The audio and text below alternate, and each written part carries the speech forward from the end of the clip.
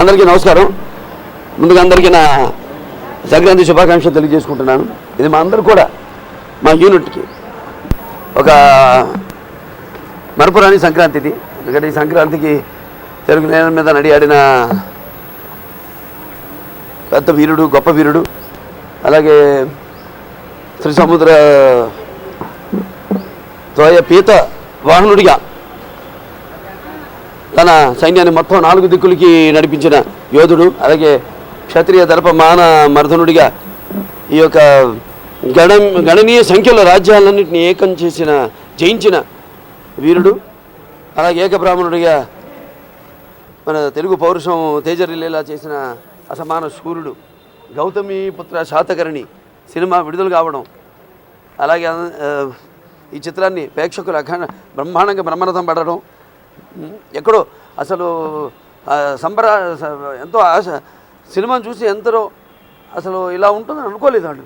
అటువంటిది ఒక తెలియని వీరుడి గాథని అంత బాగా అద్భుతంగా ప్రతి ఒక్కరు కూడా మా సినిమా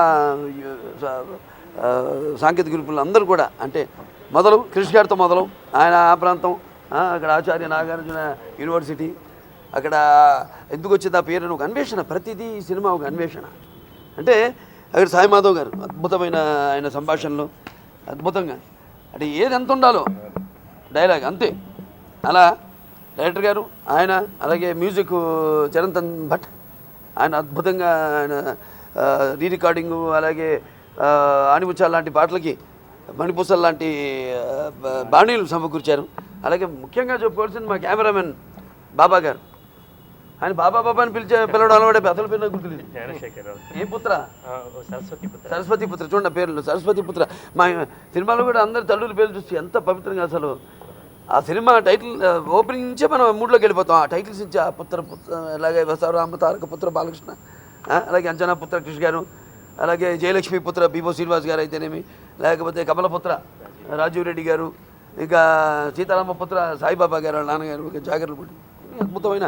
నేను ఒకటే చెప్పాను, మొదటి నుంచి చెప్తున్నాను, ఈ సినిమా ఇప్పుడు ఇక్కడ రాజధాని, అక్కడ అమరావతి అభివృద్ధి కావడం, రాజధానికి డెవలప్ చేయడం, అలాగే ఈ సినిమా స్టార్ట్ కావడం అంతా ఒక అనిర్వచనీయమైన ఏదో ఒక దివ్య శక్తులు మమ్మల్ని ఈ సినిమాని తీయడానికి, ఇంత తొందరగా విడుదల కావడానికి కూడా ప్రేరేపించినాయని మొదటి నుంచి చెప్తున్నాను నేను.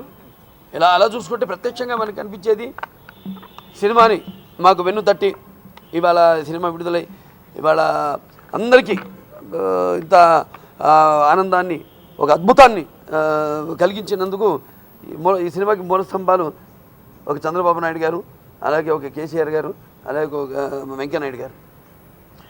ఇద్దరు ముఖ్యమంత్రులు కూడా చిత్రానికి ట్యాక్స్ ఎగ్జంప్షన్ ఇవ్వడం, అలాగే మొదటి నుంచి కూడా వెంకయ్యనాయుడు గారు, మేము ఆయన ఆడియో ఫంక్షన్కి చెప్పారు ఇందాక, నీకు సినిమాలో ఫంక్షన్ రానని, ఆయన రావడం, ఈ ఆడియో ఫంక్షన్ని ఆశీర్వదించడం, చంద్రబాబు నాయుడు గారితో పాటు ఆయన స్వస్థాలతో ట్రైలర్ రిలీజ్ చేయడం, అలాగే హేమమాలిని గారిని కూడా, ఆవిడ బీజేపీ మెంబర్ ఆఫ్ పార్లమెంటు, ఈ పాత్ర అడిగినప్పుడు ఆవిడ ముందు వెంకయ్యనాయుడు గారితో మాట్లాడింది. ఆవిడ ఏంటంటే వాళ్ళతో వచ్చి అడిగేస్తున్నారు, మరి ఏంటా సినిమా, ఏంటా కథ, నాకేం తెలీదు, మీరేమంటారండి. లేదమ్మా చెయ్యమ్మా, ఇది ఒక ఆర్టిస్ట్గా నీకు ఒక అవకాశం, ప్రతి అవకాశం వచ్చి తడుతుంది అంటే. ఆవిడ మా నటి, ఎప్పుడో చాలా సంవత్సరాలు మానేసి ఆవిడ నటించడం, అటువంటిది వెంటనే ఆవిడ అంగీకరించడం.